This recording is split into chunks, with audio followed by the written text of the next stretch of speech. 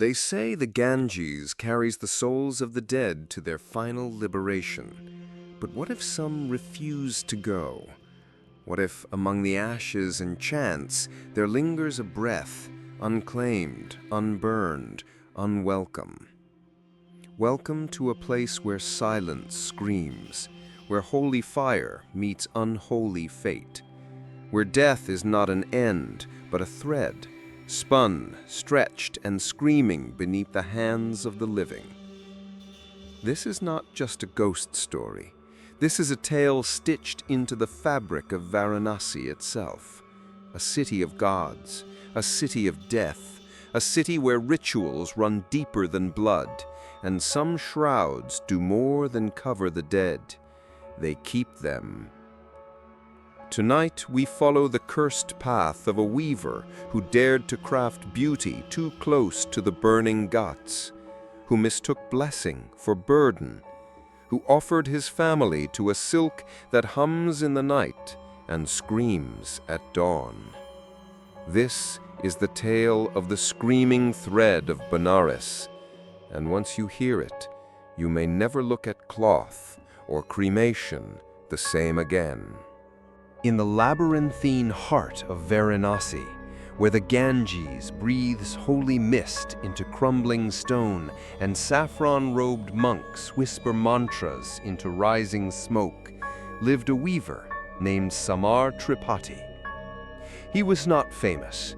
He did not seek temples, nor festivals, nor fortune, but his hands were precise, disciplined like prayer, silent like mourning. And his silks, they flowed like river water and gleamed like oil lamps during Kartik Purnima.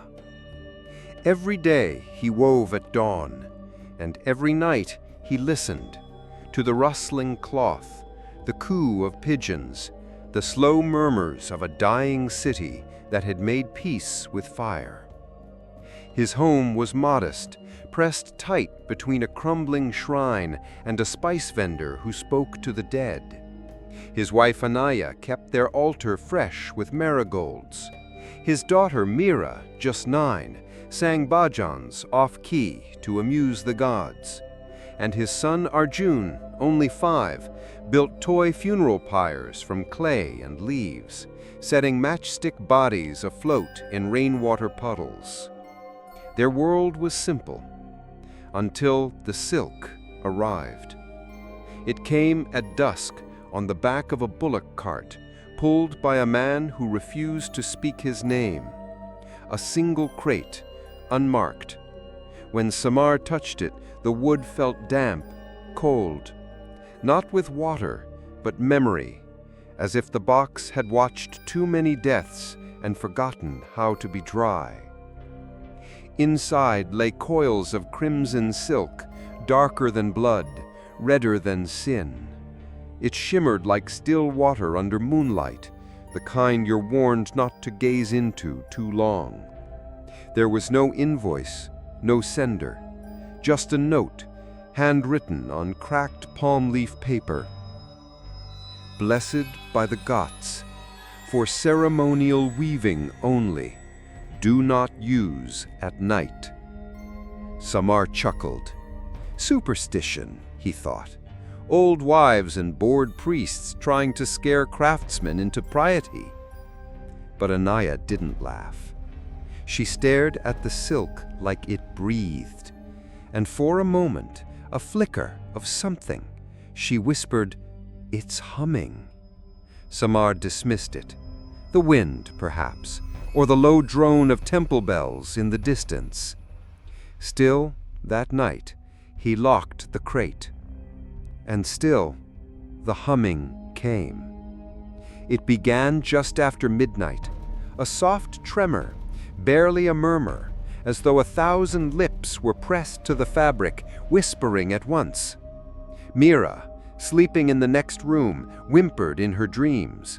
Anaya stirred, clutching her throat, and Samar, wide-eyed, rose, barefoot, toward the crate, drawn not by fear, but fascination. The humming was inside the silk, not around it, within. He unlatched the box. The silk shifted, coiling like muscle, not like fabric, not like thread, like something remembering how to move. Then, silence. Total. Crushing. The kind of silence that presses on your ribs and waits for you to break. Samar closed the crate. He didn't sleep. At dawn, Anaya woke with a thin crimson mark around her neck, a perfect thread-thin line, like someone had gently begun to strangle her, then changed their mind. She swore she hadn't tied anything, hadn't worn anything, hadn't dreamed anything.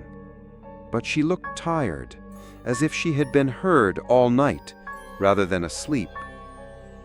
The day passed in a fog. The city sweltered.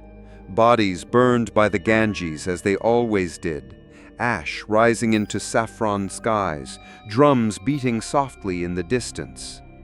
Samar sat at his loom, the red silk now spread before him like an altar cloth. He ran it through his fingers. It was impossibly smooth, but it left a faint residue, not dust, not dye, ash. Still, he wove. Slowly, carefully. The silk was meant for a death shroud, a donation to the temple for some high-caste Brahmin's final send-off. A job he couldn't refuse. The honor was too great, the pay even greater. So he wove, and the silk whispered. That night, Mira screamed. Samar and Anaya rushed into her room. She thrashed beneath her blanket, choking. Her small hands clawed at her throat, where the same thin red mark had begun to form, tightening like a garland woven too tight. And on her pillow, a single strand of silk, curled, damp, like it had slithered there on its own. Mira gasped, coughed, cried, and then, as quickly as it began, the fit stopped. She looked at her father wide-eyed and said, "They don't want to go, Papa." The next morning, the crate was empty. Samar had not touched it, nor had Anaya. Yet all the silk, yards and yards of it, now hung, neatly folded beside the loom. The rest of the house smelled faintly of burnt sandalwood and old milk teeth. And the loom, once silent, now creaked by itself, even when untouched. Samar walked to the ghat. He watched the fire. A funeral pyre smoldered unattended. The body had long since turned to smoke. Only bones remained, glowing faintly red. An old man sat nearby, blind in one eye, skin wrinkled like sun-dried cotton. He spoke without turning. "You took the thread, didn't you?" Samar hesitated. "It was delivered. I didn't ask for it." "That's worse, because it means it chose you." "What is it?" Samar asked. The man smiled, and one of his teeth crumbled into ash. "It's the breath of the unwilling, those who died choking, those whose families never finish the rites. They stay, caught in thread, in cloth, in bone." Samar stepped back. "I'm just a weaver," he said. "Not anymore," the man replied. "Now you're a mouthpiece." That night, Samar dreamed of burning cloth. Not fire, not smoke, just silk, red, rippling in the wind, screaming like 100 mouths sewn shut. He woke with a start, and on the loom, the shroud had grown longer, though he hadn't touched it, and beneath the thread, the loom was weeping. By morning, the loom was still damp, not from dew nor spilled water, but something far colder, something that had memory. The red silk, once coiled neatly, now spilled across the floor like a trail of blood that had tried to crawl away but died halfway. It twisted toward the window, catching the light in a way that made it look almost wet. Anaya would not go near it. Even Mira, the fearless child who once caught snakes for fun, refused to cross into the loom room, but Samara stood over it, silent. The threads shimmered, obedient, but every time he touched them, his fingertips tingled. Not pain, something worse, recognition. He tried to brush it off. Just nerves, he told himself, stress, fatigue. But deep in his bones, something had shifted. Something ancient had awakened, and it lived now, not in the silk, but in him. That afternoon, Samar walked to the temple of Mahashmashana, the god of the cremation ground. He wasn't religious, not like Anaya, not like the others. But something about the silk and the way it looked at him without eyes made him restless. He needed to feel the ground beneath the ghats. He needed to hear the crackle of flame and see bodies return to dust. He needed to understand what he was weaving before it finished itself. The ghats were busy. Death never slept in Benares. 5 pyres burned at once, each with its own family, each with its own ritual. Mourners wept softly, priests chanted with empty eyes, and the Ganges lapped at bone dust like a mother tasting her lost children. Samar stood at the edge of Manikarnika, the most sacred of them all, the fire that had never gone out. A priest approached, old, thin, wearing only a dhoti and the scent of camphor. His voice was the sound of pages turning. "You're not mourning," he said. "No," Samar replied. "Then why do you smell like cremation?" Samar blinked. "I'm a weaver. I've been commissioned to craft a ceremonial shroud. I was told the silk was blessed." The priest's face darkened. "There is no blessing near this fire, only release." "Then what is it? Why does the silk whisper?" The priest looked toward the flames. "Some souls fight moksha. They die clinging to anger, to guilt, to betrayal. Their final breath becomes a curse. And if that breath is captured by thread," Samar whispered. The priest nodded once. "There is a legend, Raktavriti, the red thread. Woven too close to the ghats, it traps the unwilling. Those who die screaming die again through the cloth. A shroud made from such silk is not a gift, it is a mouth. And once you begin weaving, the silk will not rest until it has claimed its final scream." Samar returned home before dusk. He found Anaya by the threshold of the loom room. She had not entered, but she stared, transfixed, pale, as if the room itself had begun to breathe. "Something's wrong," she said. He stepped past her. The loom had woven 3 new inches of the shroud. He hadn't touched it. He bent low to examine the pattern and realized the new section wasn't woven like the others. The weave was different, tighter, tense, twisted. Not the kind of pattern a hand would make, but a throat, coiled, constricted. And there, between the rows of red silk, something shimmered. Samar plucked it out, a tiny tooth, milk white, still rooted with dried blood. He dropped it. The loom groaned. That night, he refused to sleep. Instead, he sat beside the loom with incense burning and a prayer whispered low. The kind of prayer you say not because you believe in gods, but because you fear being alone. But even the incense turned cold, and the prayer was not returned. At midnight, the loom shifted.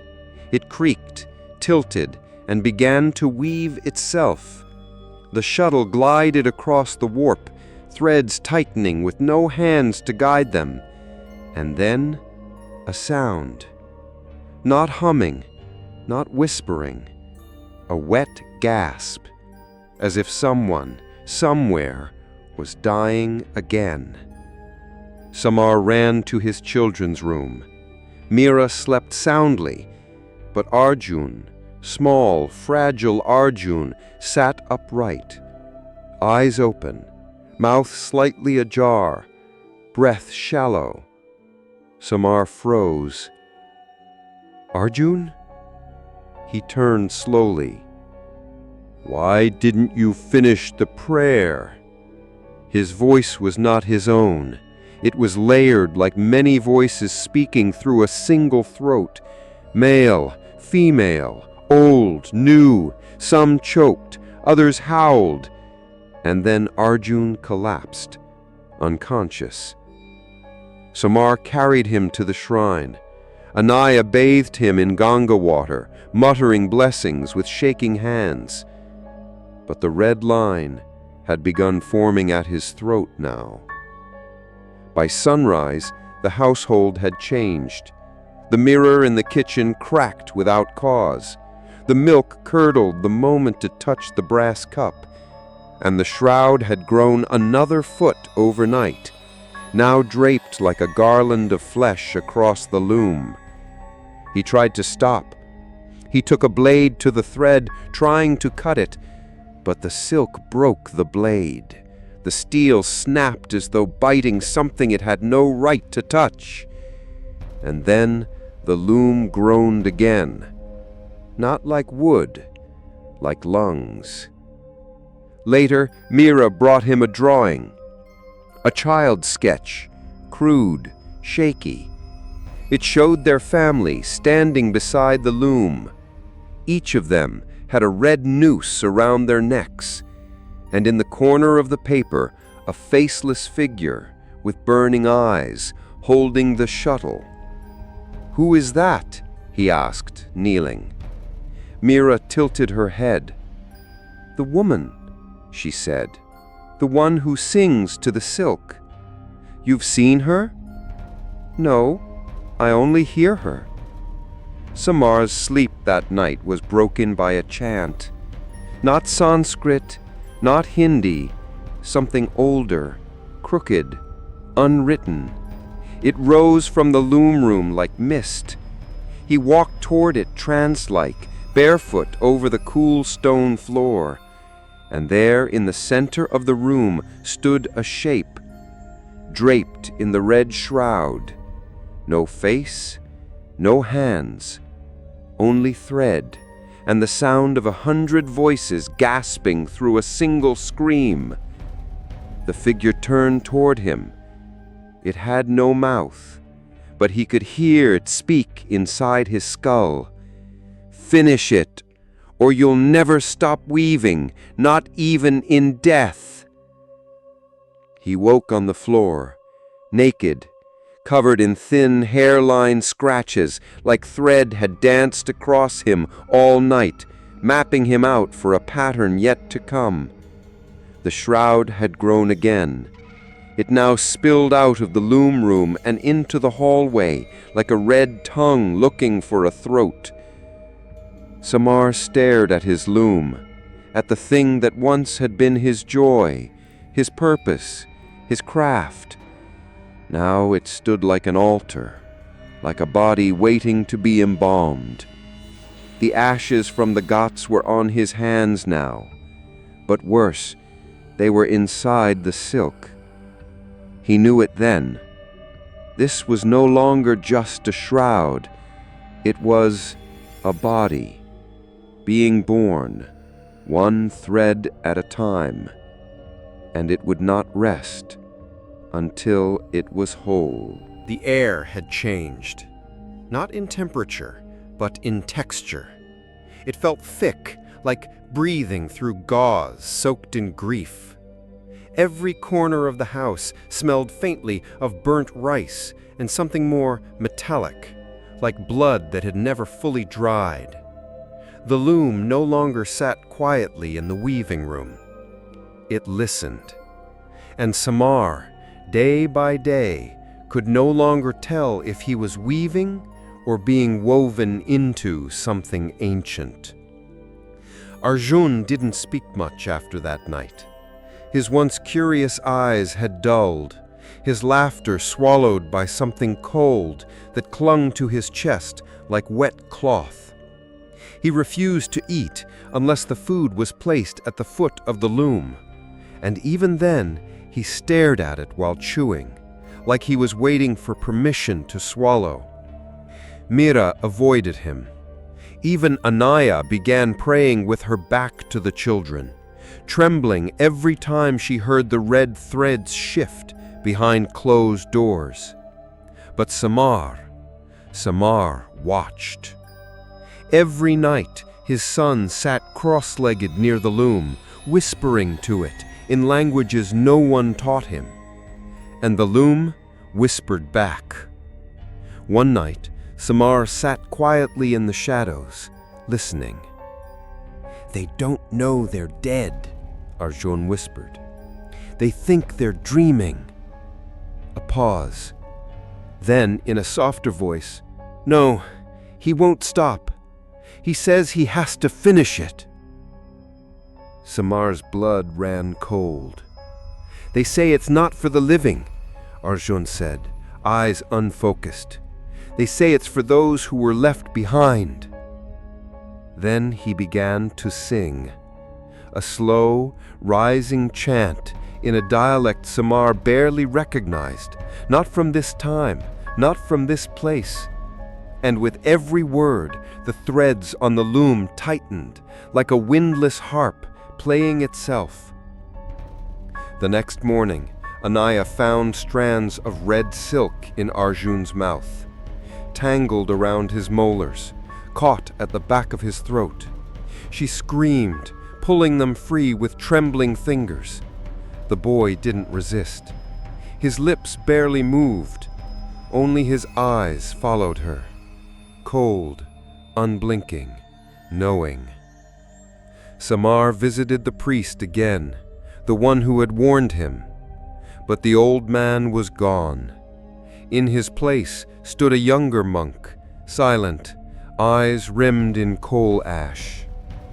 "There was no priest here by that name," he said. "Not for 50 years. Samar insisted, described him in detail, the cracked tooth, the dhoti, the scent of camphor. The monk only shook his head. "You must have seen a ghost." Samar's legs weakened beneath him. "Then what did he mean?" he whispered. "About the breath, the unwilling, the loom."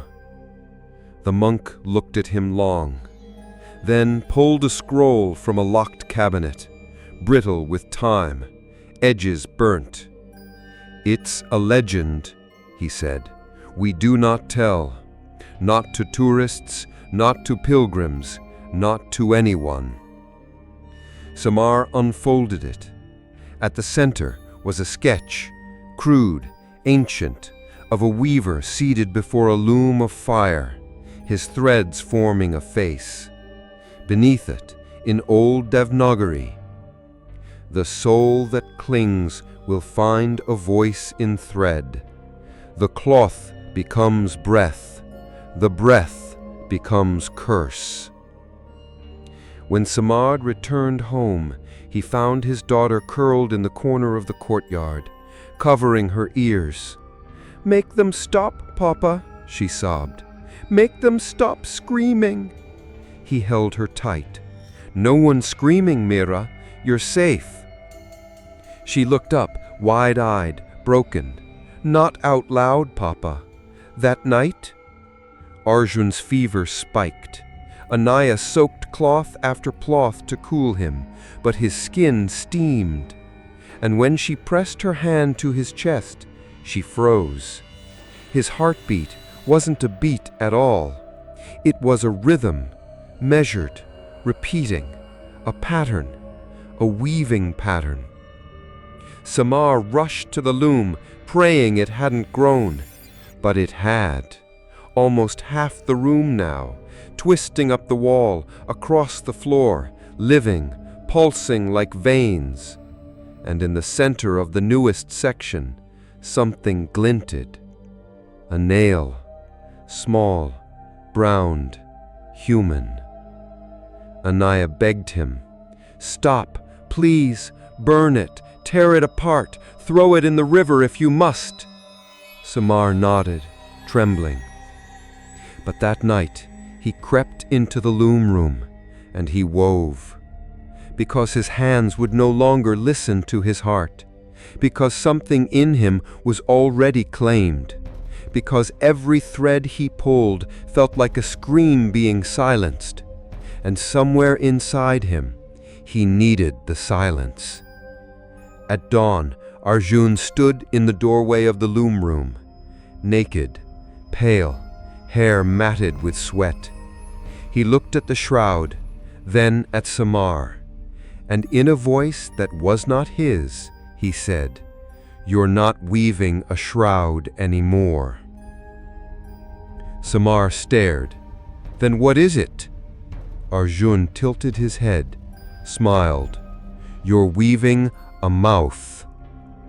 The boy collapsed, seizures, choking, eyes rolling back into his head. Anaya screamed, Mira cried, and the loom waited. That night, a visitor arrived. An old woman wrapped in a shawl that shimmered red under moonlight.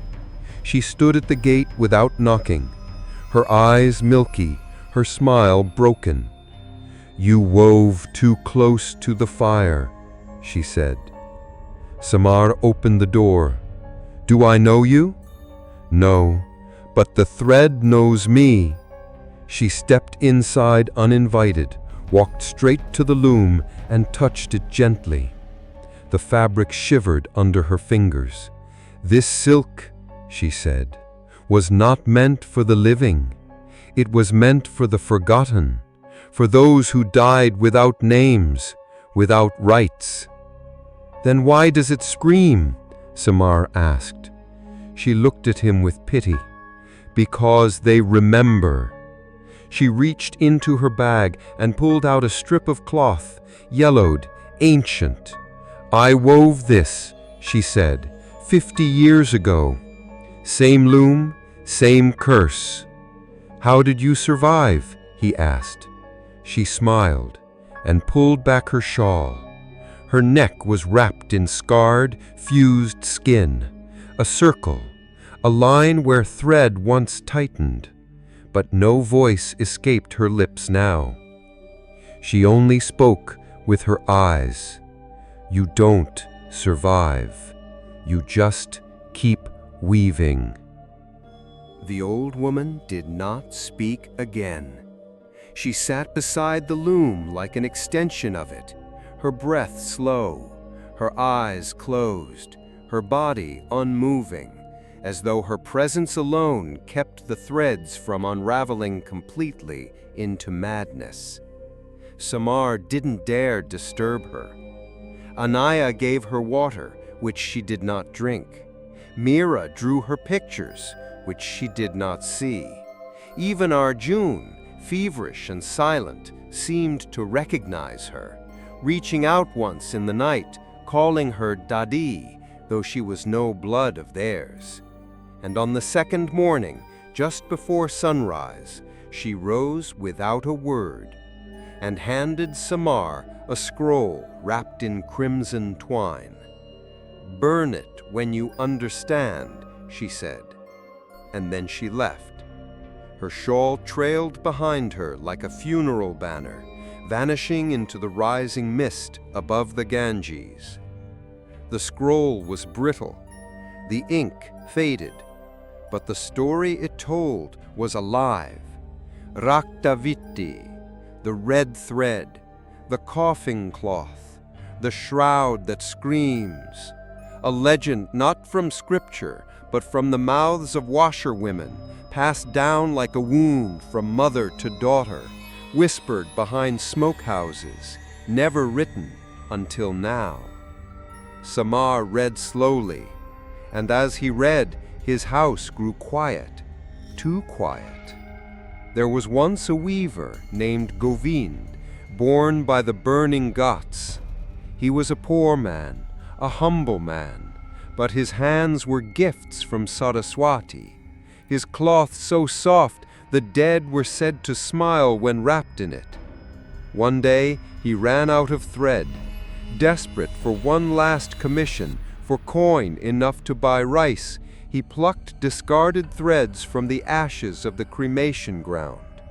He gathered them with bare hands, not knowing what breath had died inside them, not knowing the souls they still clung to. He spun them into silk, red, deep as garnet, beautiful as blood, and he wove a shroud. The family who received it never made it home.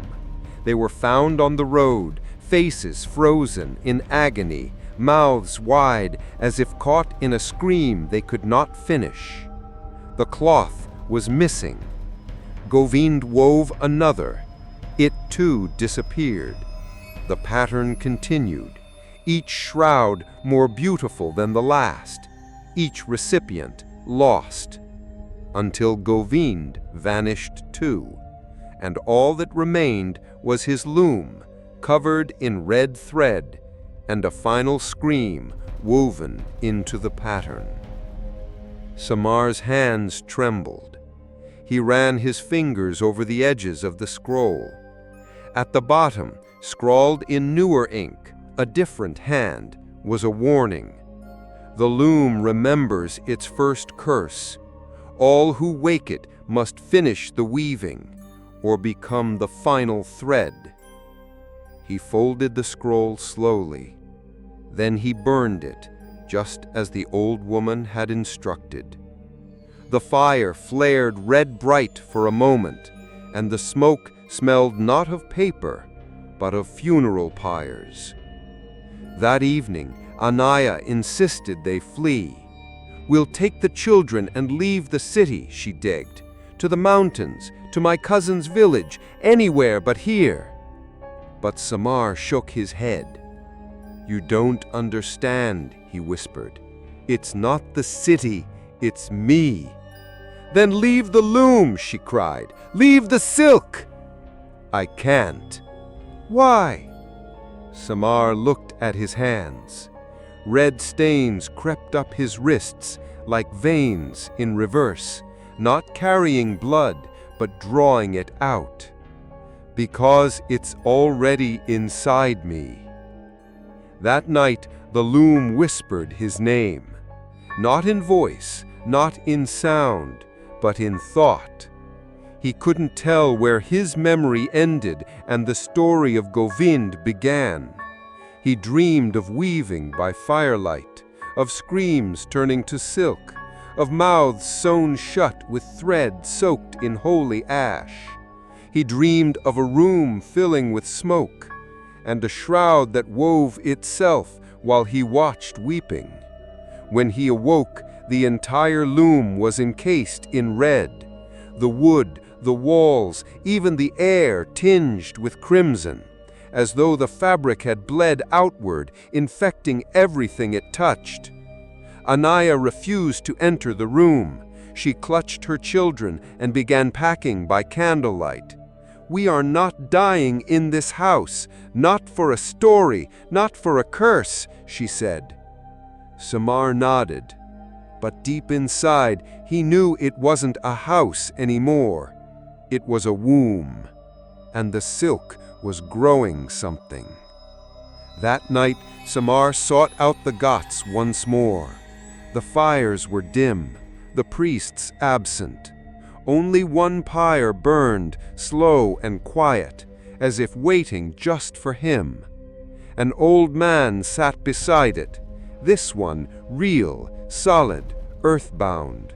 He wore no sacred thread, no beads, just a torn shawl and the look of a man who had seen too many things to fear any of them. "You're the weaver," the man said, without looking up. "I didn't ask to be. Doesn't matter. The loom chooses." "Why me?"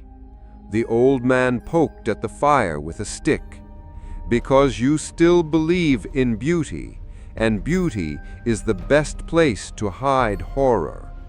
"What do I do?" "Finish it or burn it."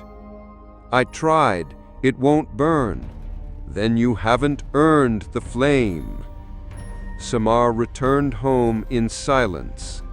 He found Anaya asleep on the floor, the children curled beside her. All three had red silk coiled around their ankles like anklets, soft, subtle, but tight. Samar gently pulled it away. It resisted.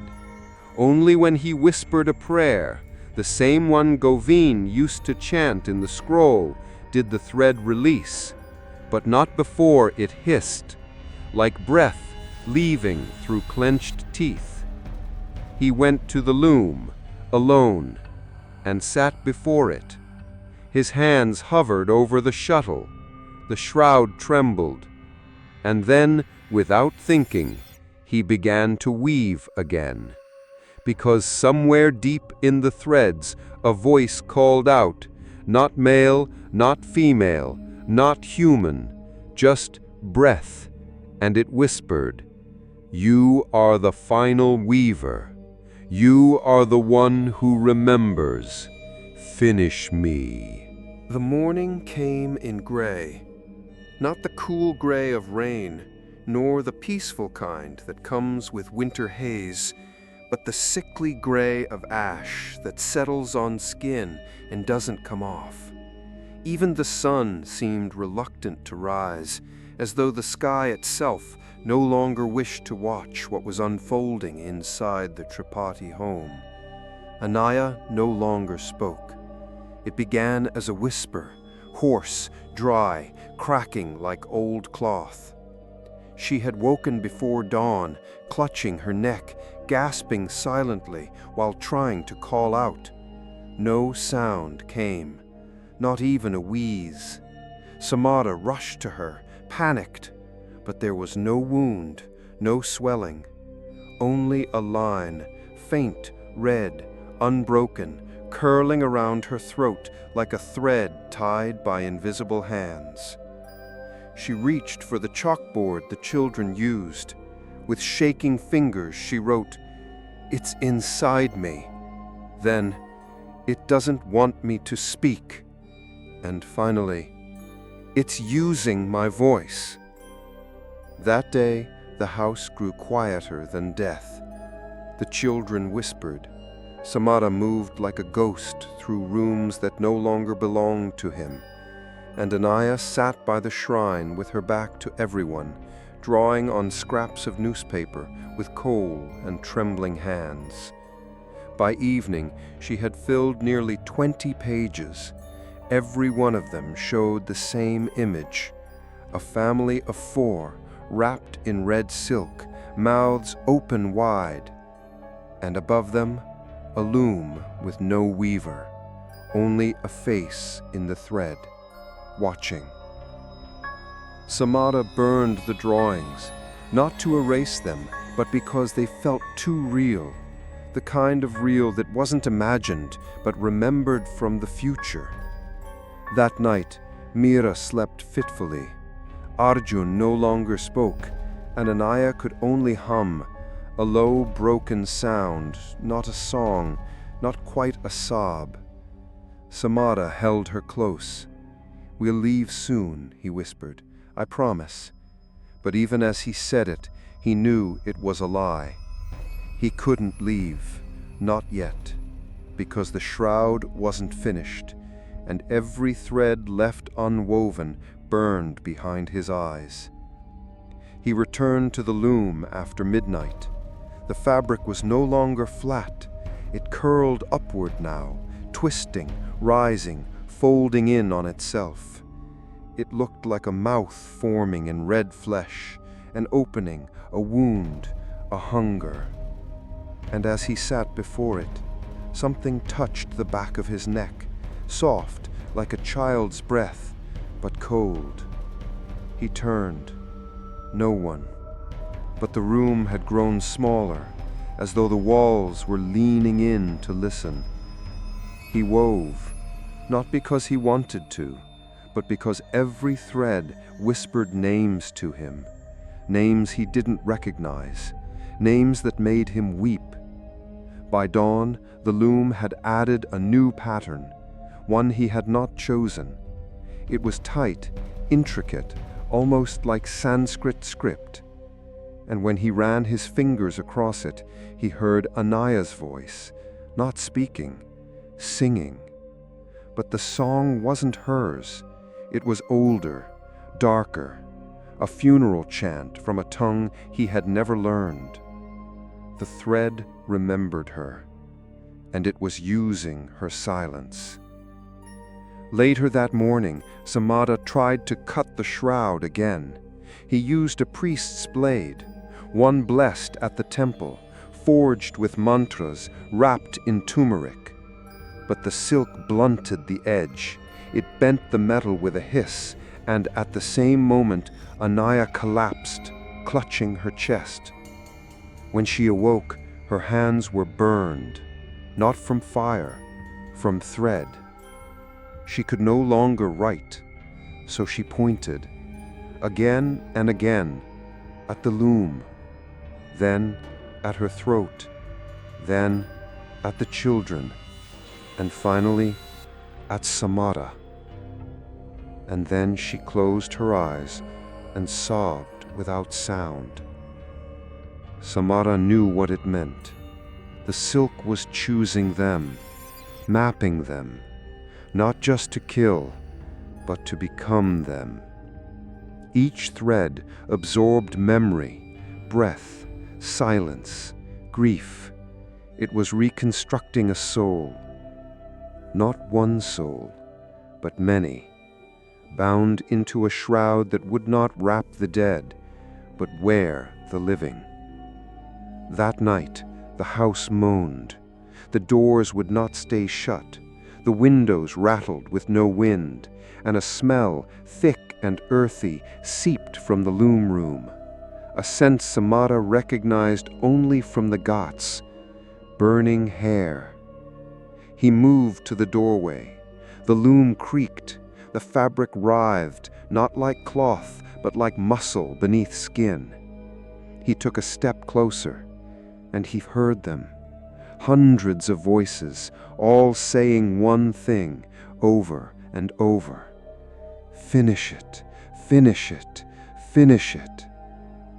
He dropped to his knees, and the thread coiled gently around his hands, not choking, welcoming.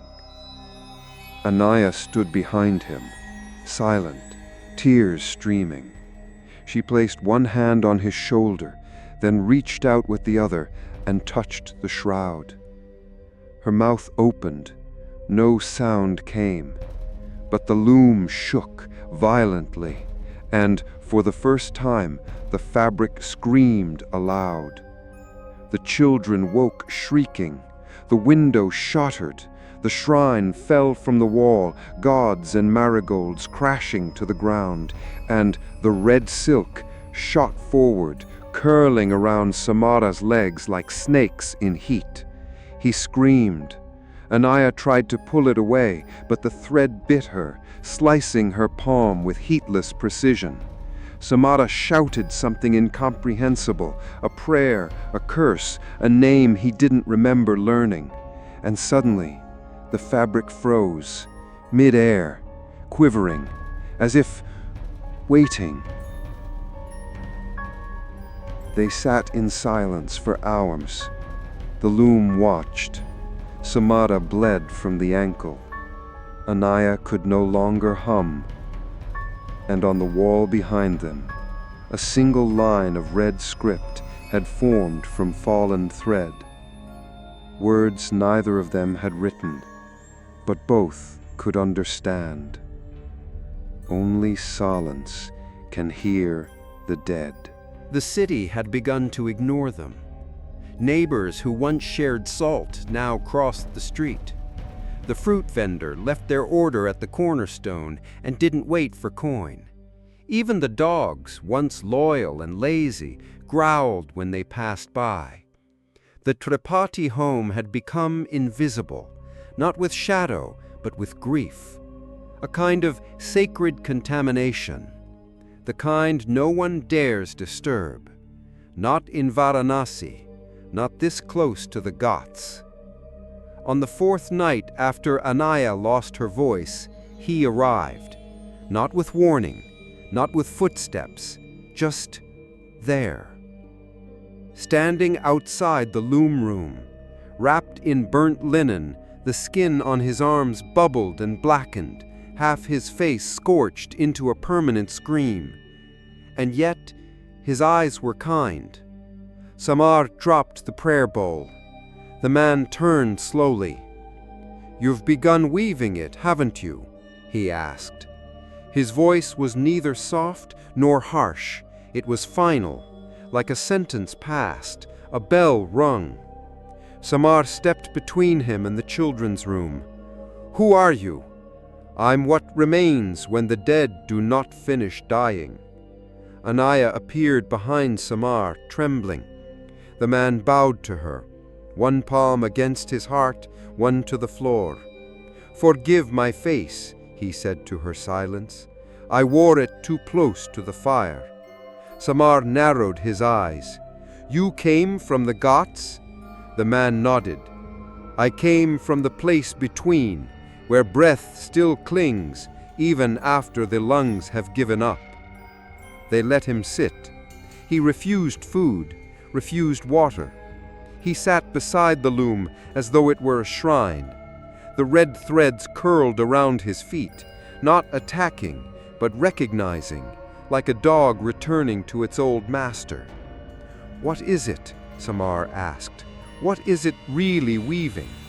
The man placed a burned hand on the edge of the shroud. It didn't resist him. It cooed. "A mouth, one large enough to carry every soul that was denied their last breath." "But why us?" Samar whispered. "Why this loom?" The man looked at him gently. "Because your hands remember, because your family is full of silence, because your house was built on a breath that never left." Anaya clutched her chest. Samar stared. "What do you mean?"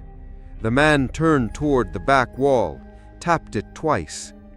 "Behind this wall lies a sealed door, an old one. Do you know what's under it?" Samar blinked. "Storage. We never opened it." "No," said the man. "It's a forgotten cremation chamber, closed by priests long ago. They said the fires below never cooled, that something remained unburned." "That's impossible." The man's smile was almost gentle. "In Benares, nothing is impossible, especially for the dead." That night, with trembling hands, Samar pried the plaster loose. Behind the wall was indeed a door, and behind that door a staircase, leading down. The air grew hotter with every step. The walls sweat. The stones pulsed like a heartbeat, and the smell, thick, foul, divine, crawled into his mouth and sat on his tongue like incense gone wrong. Anaya followed in silence. The burned man led them. At the bottom lay a pit, blackened, cracked, and in the center a pile of half-burned cloth. Not ash, not wood, shrouds, hundreds of them. Red, coiled, breathing. Some still clung to bones. Others whispered, faint but clear. "He wasn't ready. She choked too soon. We wanted to stay." Samar collapsed. "Why? Why are they all here?" The man knelt beside the mound. "Because no one claimed them." "You mean their bodies?" "No," he said, "their names."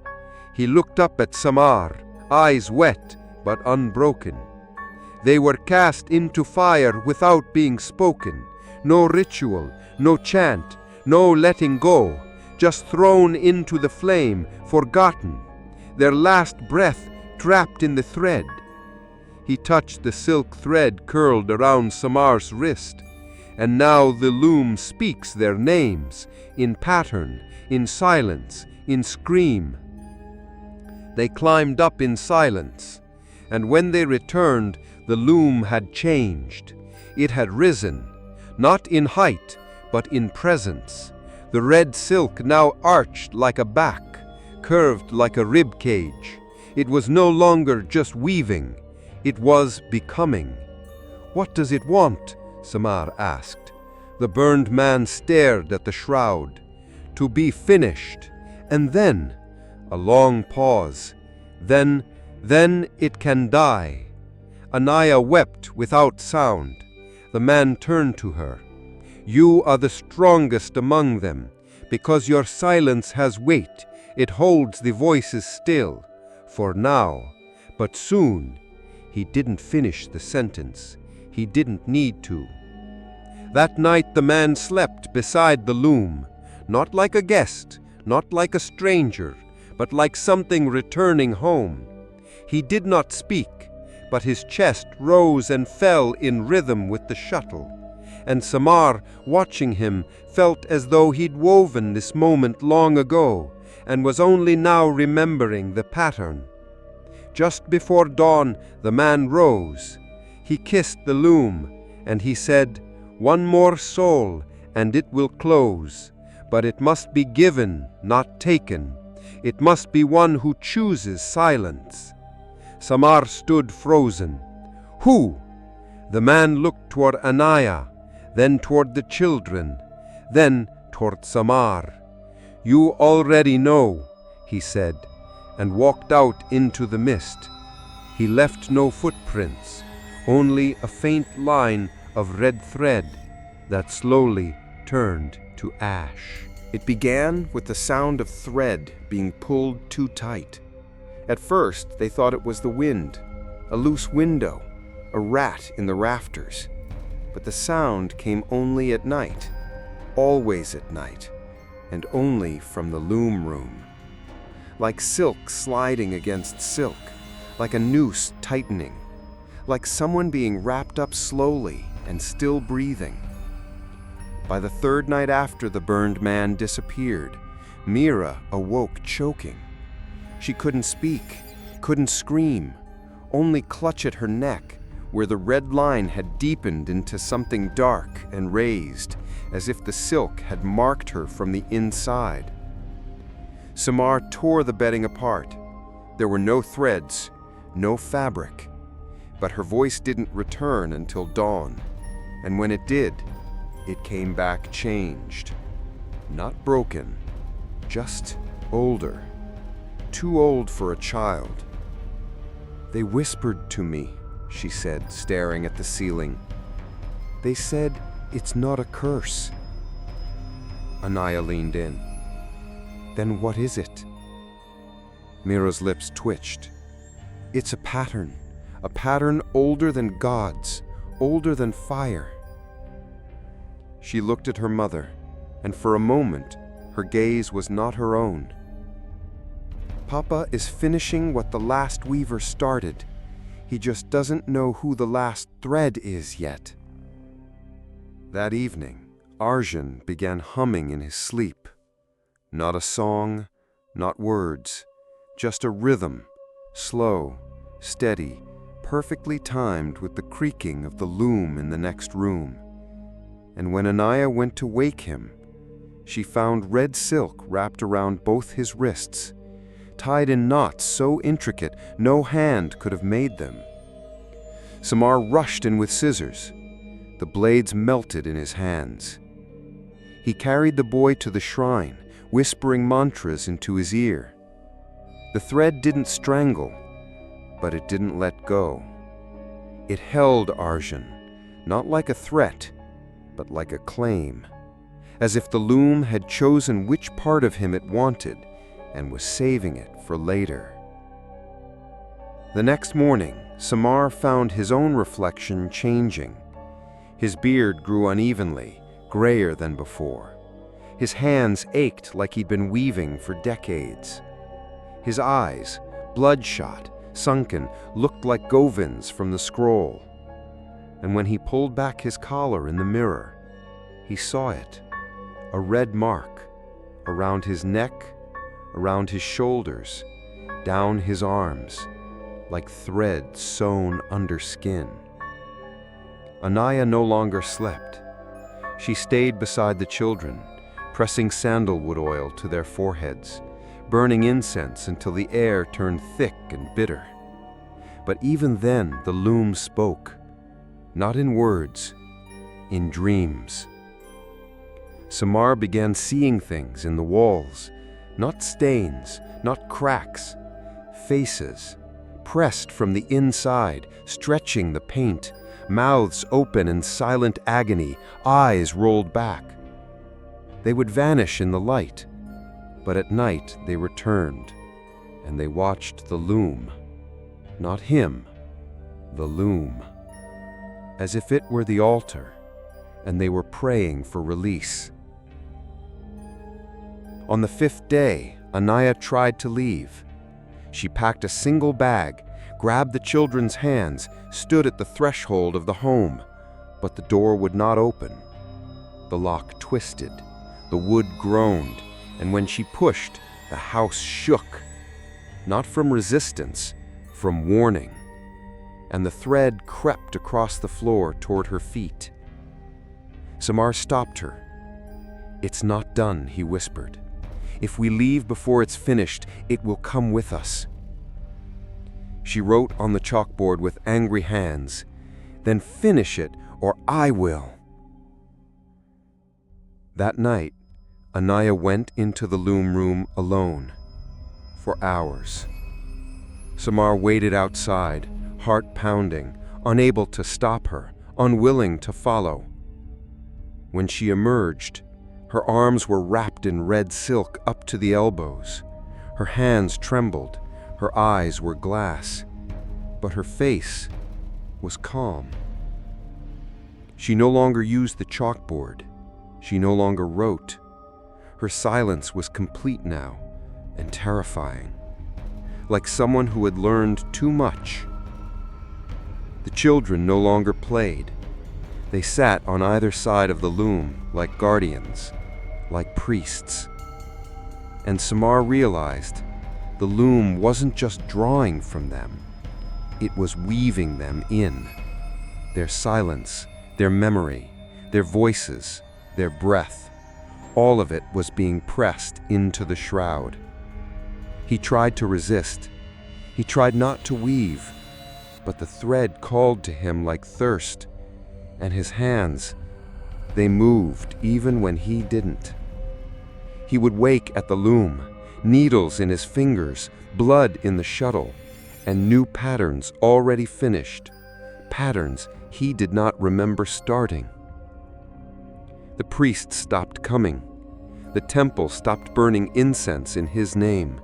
Even the Ganges itself began to avoid their stretch of river, the boats rerouted, the chants silent, as if the city had recognized what now lived inside the Tripathi home and decided it was no longer part of Varanasi.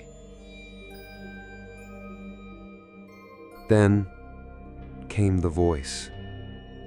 Not a whisper, not a song, a scream. From the loom itself, a voice not made by lungs, but by thread pulled tight across grief.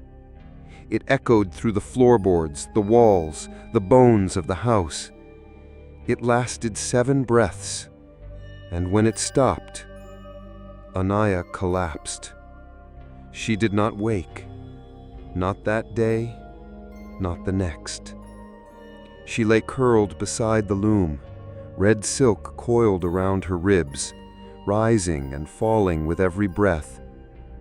And in her palm, she held a single line of thread still attached to the shroud, as if the loom had offered her a choice or a leash. Samar wept for the first time since it all began, but the thread licked the tears from his cheeks like a mother soothing her child. When he rose, the loom was waiting, open, hungry, wide, and Samar understood the last thread would not be found, it would be given. Samar no longer dreamed in his own memories.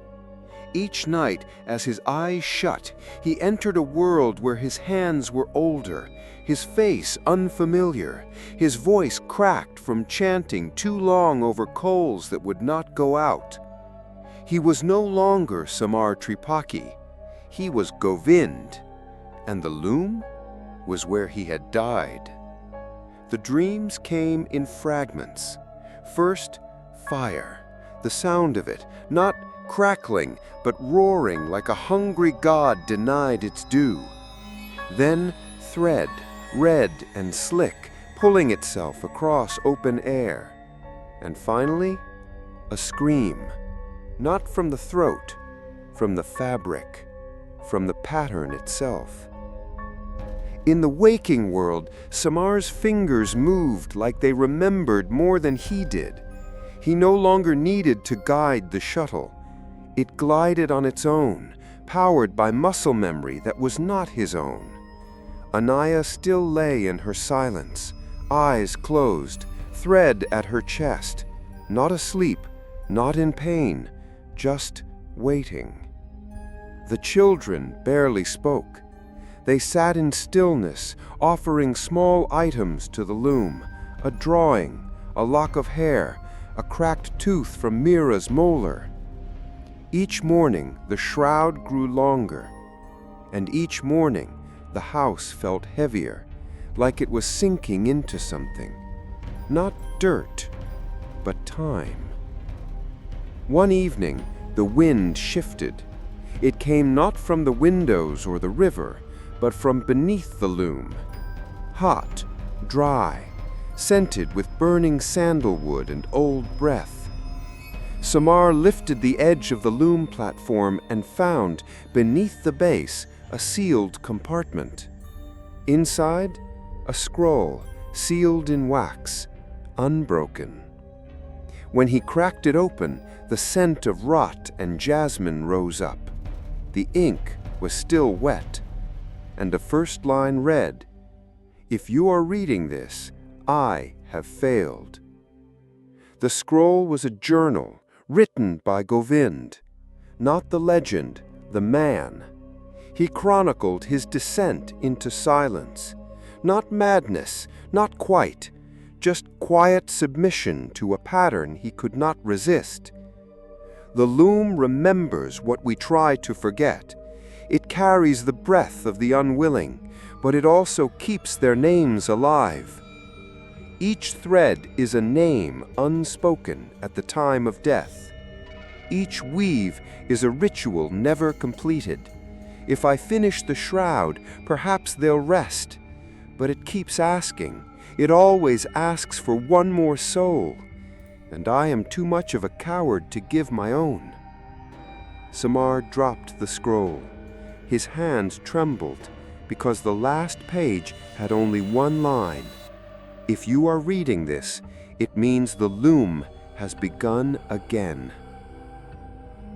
That night, the walls wept blood, not in rivers, in dots, one for every thread in the shroud.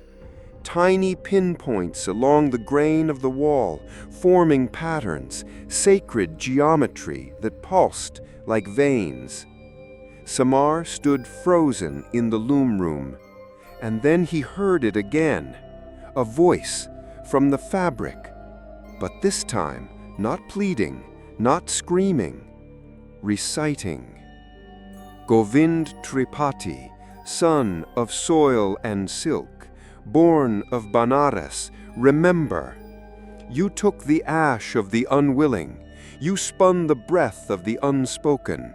You gave the silence shape, and the shape became a curse. Now the pattern continues.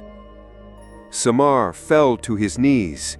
He covered his ears, but the sound came from within, like thread had grown roots behind his eyes. Suddenly, Anaya gasped, her first breath in days. She sat upright, eyes wide, but not panicked, entranced. She walked to the loom like a bride to her wedding pyre, stood before it and whispered, "It remembers you." Then she looked at Samar and said, "But it chose me." The room fell silent. Even the loom stopped moving. The thread, once coiling and shivering, drooped, like a snake acknowledging its master. Mira cried that night, the first time in weeks, but not from fear. "She's not Mama anymore," she said. "She's the shroud's mother now." Samar stared into the threads, and the threads stared back. He saw faces, now clearly, woven into the silk, hidden in folds and curves were the eyes and mouths of countless dead, not twisted in torment, but waiting, watching, recognizing. They were the forgotten, the unnamed, the souls who died choking, without cremation, without blessing, without a word spoken in their name. The loom had given them form, but not peace, because the final thread, the one that would complete the pattern, still lived, and it was him. That night, Samar slept in the loom room. He curled at its base like a child returning to the womb. The silk brushed his cheeks, curled around his fingers. He wept, and the loom whispered, "You are Govind, you are Samar, you are the hand and the thread, the mistake and the offering, the curse and its end." At sunrise, he awoke to laughter. Arjun, Mira, running through the courtyard. Anaya was sweeping, humming, alive. The marks were still on their skin, yes, the red lines, the silk under their nails. But something had changed. The house was breathing again. Samar looked at the loom. It sat still, silent, watching, but satisfied. For now. He knew what it wanted. It didn't need to chase him anymore. He had come willingly, and he would finish it. Not because it forced him, but because it remembered. And so did he. At first, it seemed the curse had receded. The air in the house grew lighter. The mirrors no longer warped their reflections. Even the birds returned to perch on the temple roof. The red silk on the loom sat quiet, its folds heavy, breathing slow, as if the cloth were finally sleeping. And yet, Samar knew better. Curses do not end. They wait. It began with Arjun's skin. At first, it looked like dryness, a flaking patch on his shoulder. Then more, on his back, on his arms, behind his ears. By the second day, his skin began to crack. Fine lines split open like old rice paper. No bleeding, no pain. Just the slow unraveling of a body that still moved, still spoke, still laughed. A child's body that had begun to decay. Anaya noticed it when she bathed him. She did not scream. She did not weep. She simply sat on the floor, rubbing oil into his withering skin, humming a lullaby that was not hers. Samar stood in the doorway, heart frozen. Arjun looked up and smiled. "It's okay, Papa," he said. "They said I'll still be here." "Who?" Samar asked. The ones in the thread." The next day, Arjun stopped blinking. He stared too long, too still. Even as he spoke, his eyes remained open, red, dry, glazed with something not quite human. Samar tried to call for help. The temple, the priests, even the apothecary. No one came. Their doors stayed shut, as if the name Tripati had been scratched from the city's memory. One night, Meera ran screaming from the Loom room. They found her curled in the hallway, shaking. "It moved," she cried. "The silk moved by itself." "How?" Samar asked. She pointed. "It crawled, like it was looking for something." Samar returned to the room. The loom sat still, but the shroud had changed. Now hands emerged from its folds, not real, but woven, detailed, anatomically perfect. Palms curled, fingers reaching, grasping. And stitched into the newest layer of fabric was a face. Small, round, lifeless. Arjun's. Samar tried to scream, but the room swallowed it. The loom creaked, not from age, from contentment. That night, Arjun slept soundlessly. No breath, no heartbeat, no warmth. But he wasn't dead. He spoke.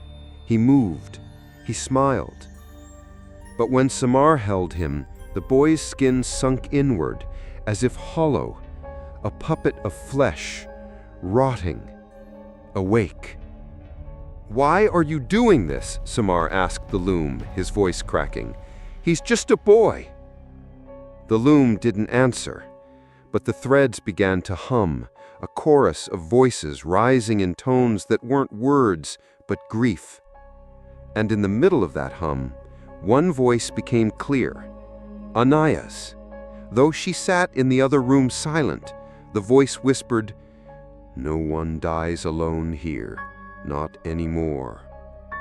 Samar turned to Anaya. She was drawing again, not on paper this time, but on the walls, with thread dipped in ash. She drew doors, dozens of them, each one with a different symbol, and behind each door, a mouth. "What are these?" he asked. She didn't speak, just pointed to her own throat, then to the loom, then to the boy, and then finally to the mirror. Samar stood before it and saw something new, not his reflection, but Govind's. His own face aged by centuries, mouth stitched shut with red silk, eyes weeping ash. He smashed the mirror, but the shards still reflected that face. Never his. Not anymore. The next morning, Arjun stopped responding to his name. They called, pleaded, cried. He stared, and then slowly whispered, "I'm still here, but not all of me." He looked down at his hands, watched a nail finger fall off like a loose scale, then smiled. "They said I'm part of the shroud now. The rot is just the exchange." Samar tried again to destroy the loom, this time with fire. He poured kerosene, lit a match. The flame caught. For a moment, it danced wildly across the fabric, and then stopped. Not extinguished, just absorbed. The fire folded inward, disappeared into the silk, and then in its place, the loom grew. Another panel, another hand. This one, Anaya's. Samar dropped the match, fell to his knees. The loom loomed over him now, its frame higher than before, fabric unfurling like the skin of a god assembling itself. He heard the hum again, this time layered with his own voice, and Arjun's, and Meera's, and beneath it all, a deep, forgotten chant, older than the Vedas. Breathe through us, die through us, rise through us. He ran to Anaya. "We have to go," he cried, "now, before it finishes." She looked up, eyes empty, thread dangling from her mouth. She opened her lips, and red silk slid out, spool after spool pouring from her like smoke.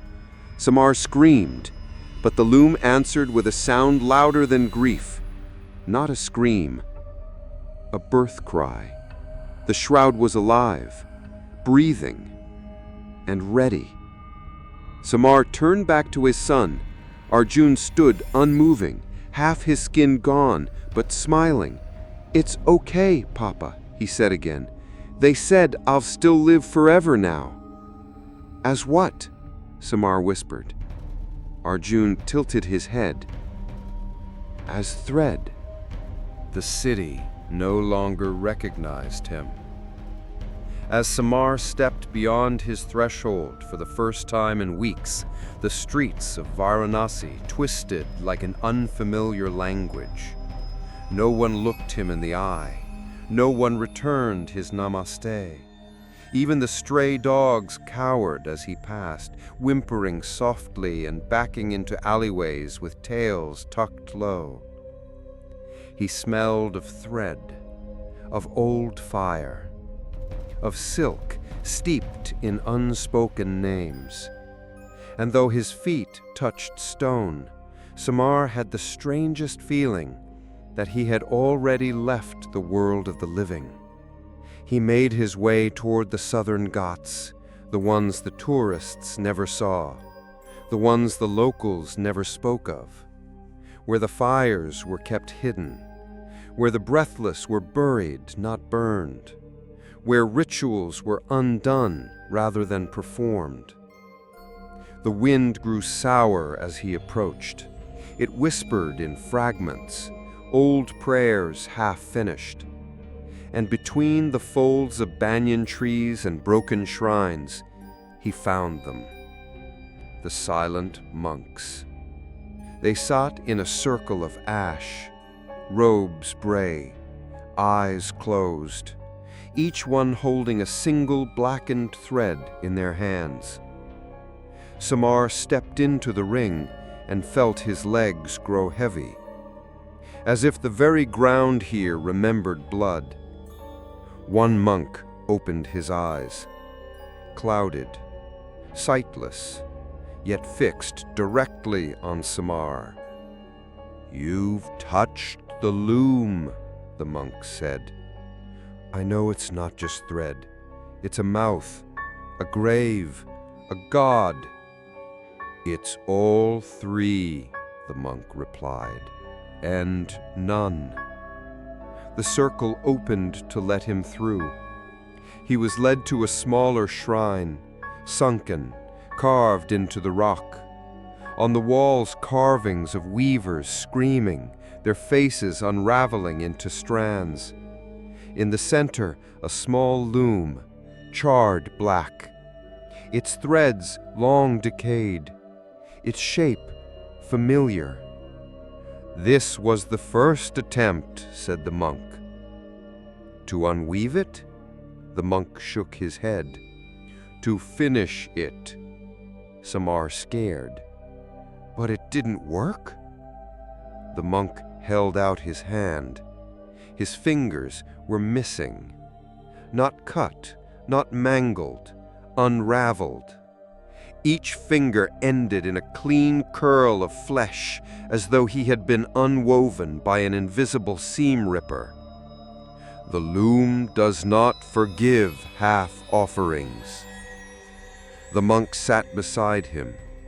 He said, "Long ago there was a weaver like you.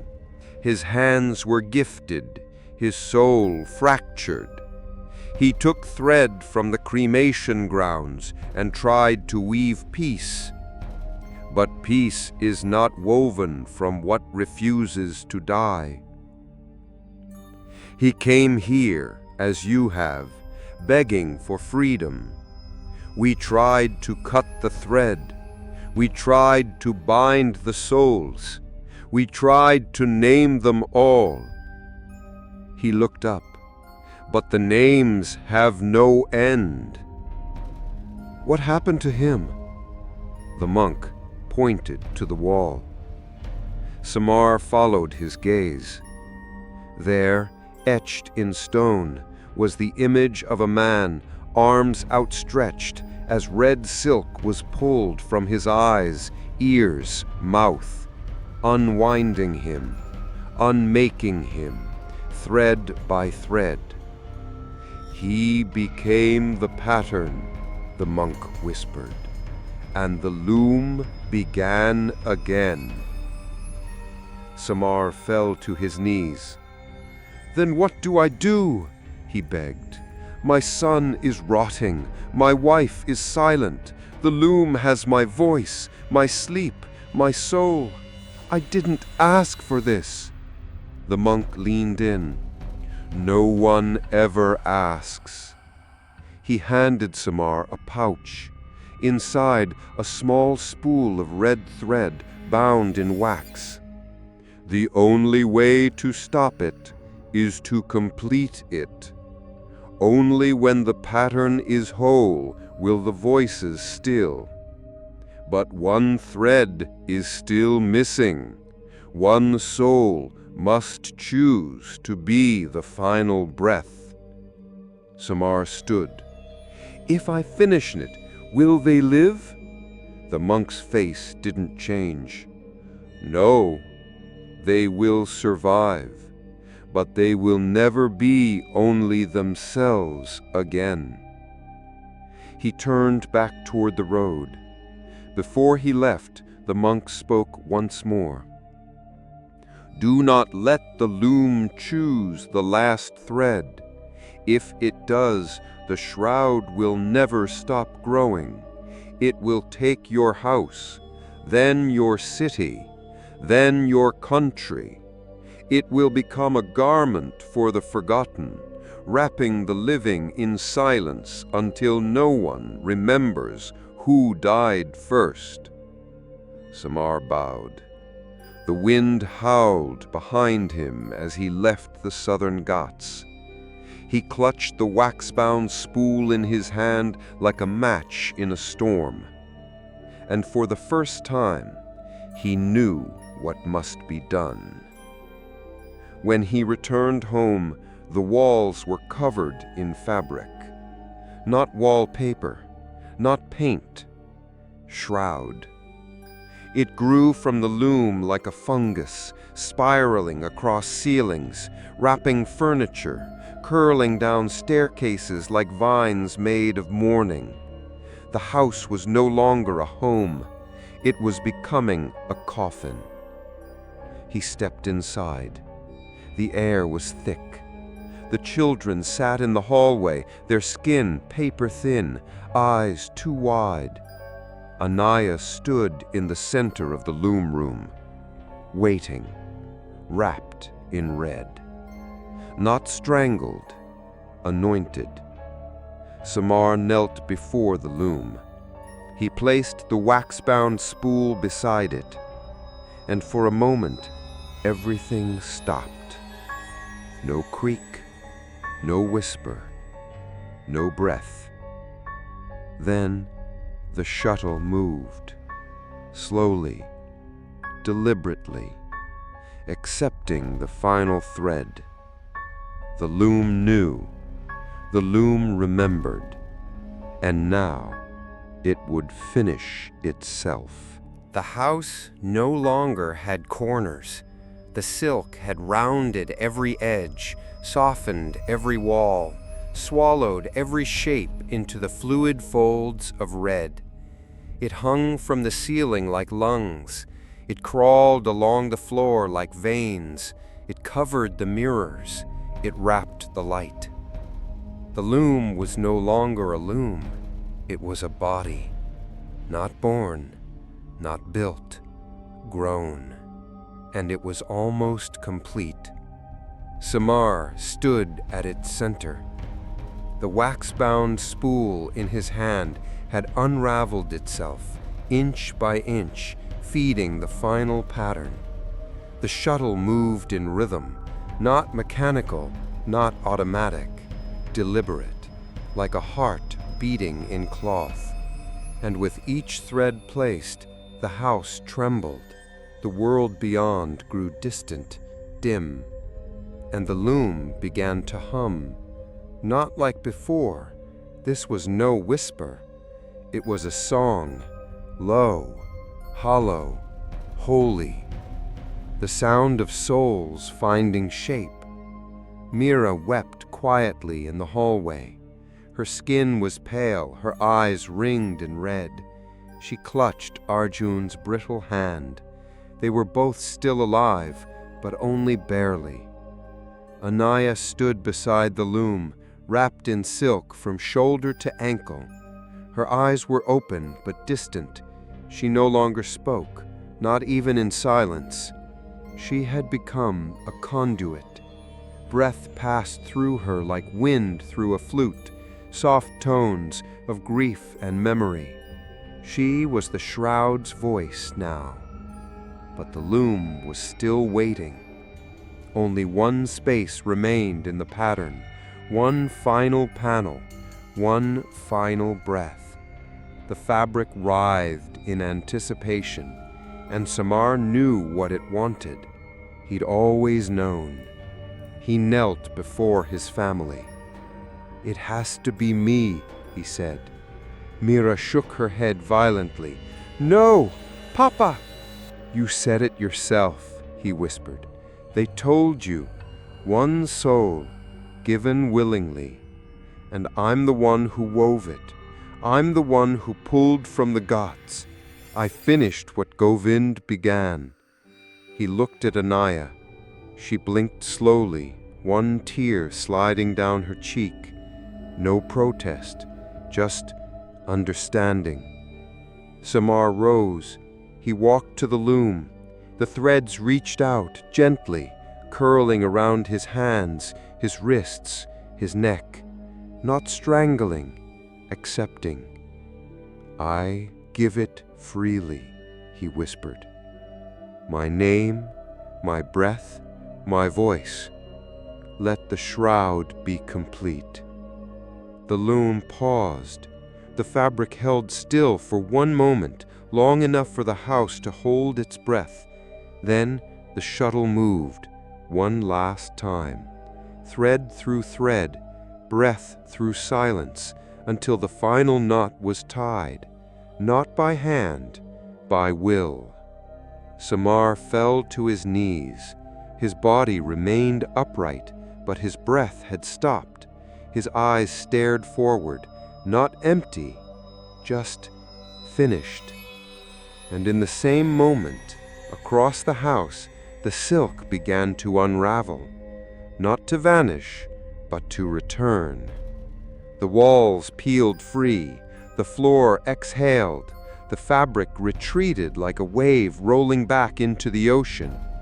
Only the loom remained, still, complete, a single shroud draped across its frame, and in its weave a face, Samar's, peaceful, woven in red.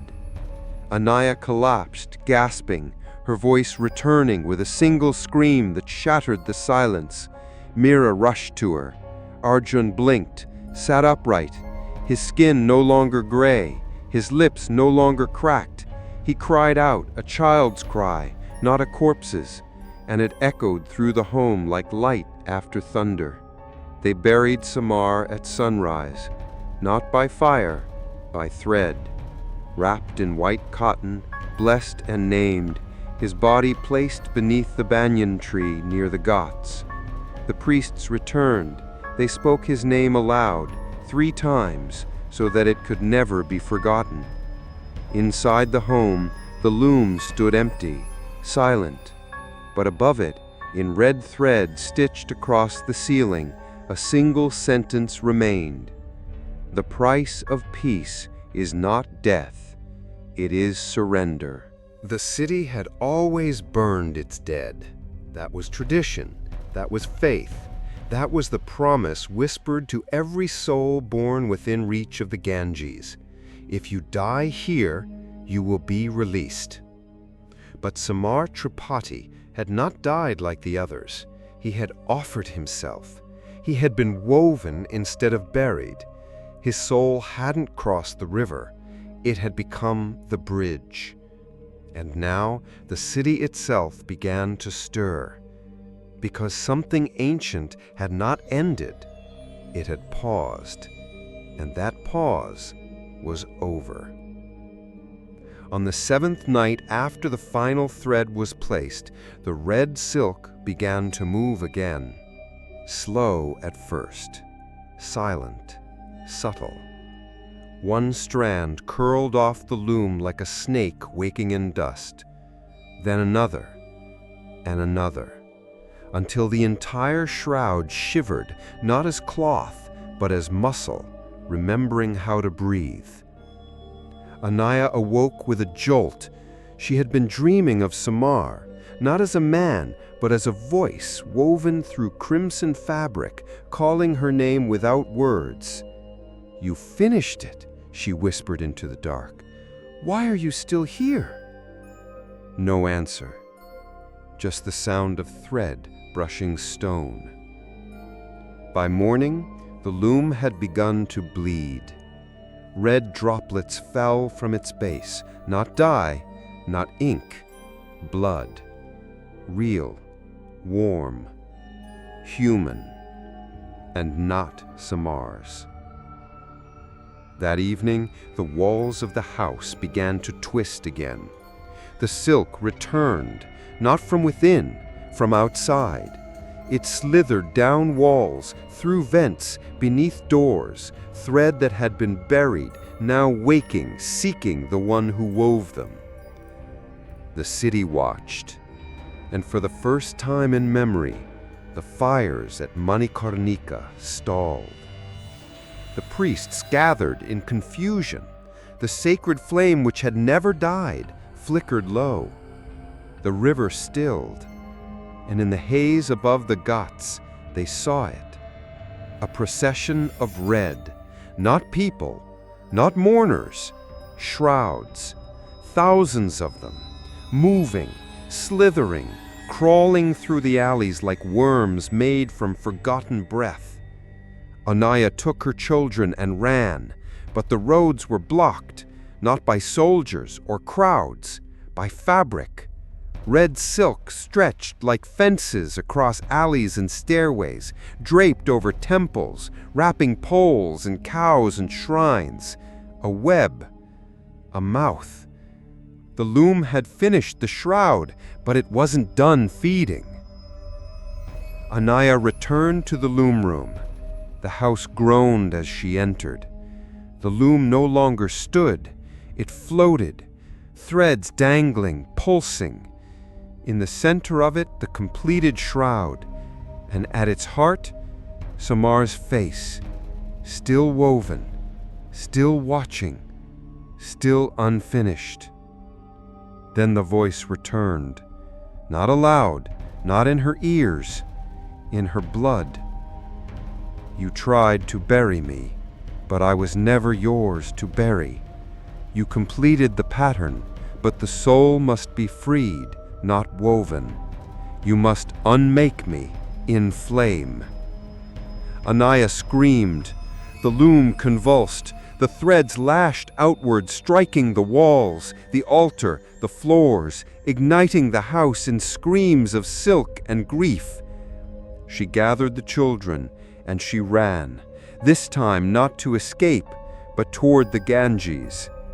Word spread like wildfire. The Tripathi house was alive.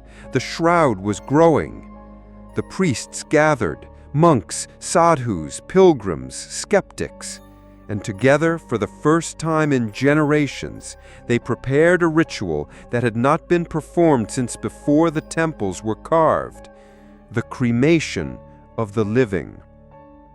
Not to kill, to release. At the Manikarnika Ghats, they built the pyre, tall, sacred, circle drawn with powdered turmeric and salt, and upon it they laid the loom, carried through the city by 12 silent men. It did not resist, not at first. But as the flames were lit, something changed. The threads shrieked, not sound, not air, a scream made of memory, 1,000 voices crying out as one. We weren't ready, we weren't named, we want to stay.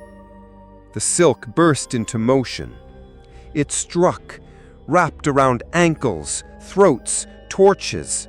One priest was pulled into the folds, wrapped in seconds, suffocated not by cloth, but by remembrance. The crowd panicked, but Anaya stepped forward, barefoot, silent, carrying the wax-bound thread, and her voice returned fully now, cut through the storm. Samar Tripathi, son of Devendra, we name you. We burn not your memory, but your breath. Go, be released. Be ash, not cloth. Be free. The fire surged. The red threads howled. The shroud writhed, twisting into the sky like a wounded beast. And in its final moment, as flame consumed fabric and thread curled into smoke, Samar smiled, and then he was gone. Silence fell. The Ganges flowed again. The sacred flame returned. The city exhaled.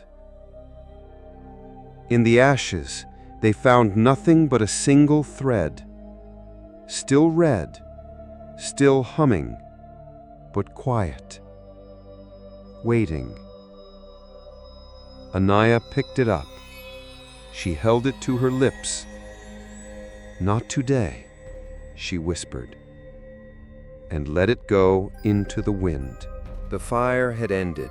The loom was gone. The silk turned to smoke and memory. And yet, the wind still whispered, not in words, not in sounds, but in threads of thought, strung between the spaces where fire had not touched. It clung to the walls of the ghats. It soaked into the river's mist, and it breathed beneath the skin of those who had witnessed the burning. Because the loom was never just wood and thread, it was remembrance, and remembrance does not burn. That night, Anaya woke gasping, not from fear, from presence. The house was quiet, the children slept, but the room shimmered faintly with red. Not light, not flame, a pattern etched into the air above her bed, unmoving, undeniable. She reached for it, and her hand passed through something soft, cold, familiar. Then she heard it, not aloud, inside her. Samar. It didn't start with Govind. It didn't start with me. The loom was not built, it was born, from breath stolen in the wrong season, from names swallowed before they were spoken, from souls refused a voice. It traveled through hands, changed shapes, found weavers who needed to be remembered or who feared being forgotten. It became a tool for grief, then for hunger, then for control. But in its beginning, it was sacred. The pattern above her pulsed. Anaya sat up slowly. The room was glowing with invisible threads, wound into the corners, drawn into the floor, tied through her hands. She could feel them now, the roots of the loom. Still buried, still reaching, still waiting. You finished my part, but the loom will rise again. Somewhere, another will weave, not because they want to, but because they're called, because the world has too many forgotten, too many mouths sealed too soon, and the shroud listens for their breath. Tears rolled down Anaya's cheeks. "Where are you now?" she whispered into the dark. The voice paused. Then, "In every name that's been remembered, in every soul released properly, I'm not thread anymore. I'm finished." The wind stilled, the pattern faded, but in the corner of the room, the red thread, the first thread, remained, still humming, but no longer angry, just watchful. The next day, Anaya returned to the southern ghats, alone. She found the monks still seated in their circle, eyes closed, silent. They said nothing as she approached, but one of them extended a hand. In his palm, a needle, bone-carved, smooth, unbroken. Anaya took it without question, because she understood now. The loom may have died in her house, but the hunger it carried had existed long before wood and warp. And somewhere, someday, it would find another hand, another sorrow, another final thread. But now she knew its voice. She had heard the shroud sing, and if it rose again, she would be ready. That night, Anaya dreamed of Samar one last time. He stood by the river, barefoot, smiling, but no longer woven, no longer unraveling, just a man, free. He did not speak, he only bowed and vanished. Like smoke, like memory, like breath finally let go. Years passed. The Tripathi home was rebuilt. The ashes were swept away. The walls were scrubbed clean, painted fresh, blessed a dozen times over. Tourists returned to the river. Priests resumed their chants. Children played in the alleys, their laughter echoing down the stone steps toward the Ganges. And for a while, the city forgot. Mira grew tall. Arjun healed. Anaya aged with grace, her silence replaced by slow smiles and long walks. She never spoke of the loom. She never spoke of the fire. But sometimes in the dark, she would press her fingers to her neck, where the red line had once curled, and just for a moment, she would listen. On the edge of the old weaving district, tucked between a spice merchant and an abandoned shrine, there lived a young boy named Ravi. He was small, thin, curious. He spent his days collecting scraps, thread, paper, wood, broken pins, anything that could become something else. His grandmother was a laundress. His grandfather had once been a weaver. He never knew his name. One monsoon evening, while hiding from the rain, Ravi found a box, half buried beneath the mud, warped by time, unlabeled. Inside, nestled between rags and forgotten marigolds, was a spool of red thread, smooth, unbroken, still warm. He held it up to the gray light. The thread shimmered faintly, not gold, not silver, memory. He smiled. And from that day forward, Ravi began to weave. He didn't know how, but his fingers moved as if remembering something older than his body.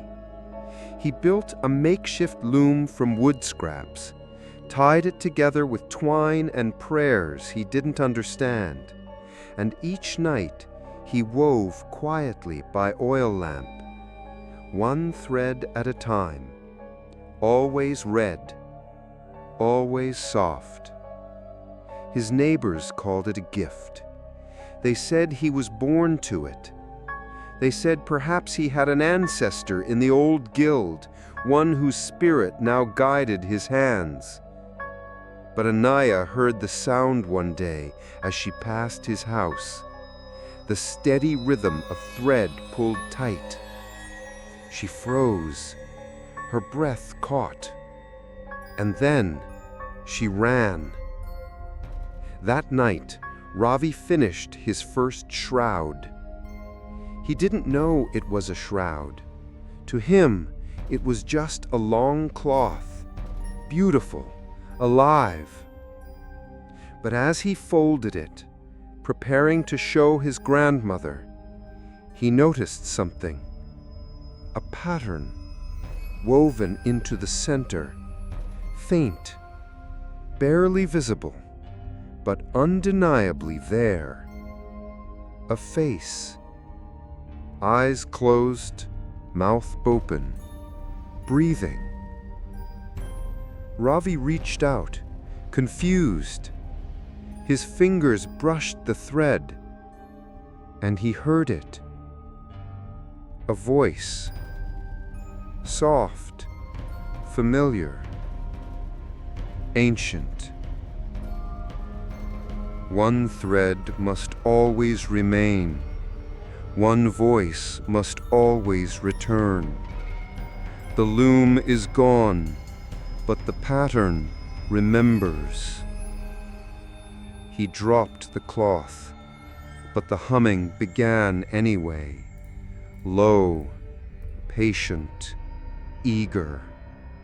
The same rhythm the city had forgotten, the same music woven into the ashes beneath every ghat. And somewhere deep beneath Varanasi, under brick and fire and river stone, a single thread twitched, coiled, and began to pull itself upward. Because the loom was not a curse, not exactly. It was a mouth. And a mouth does not speak unless it is fed.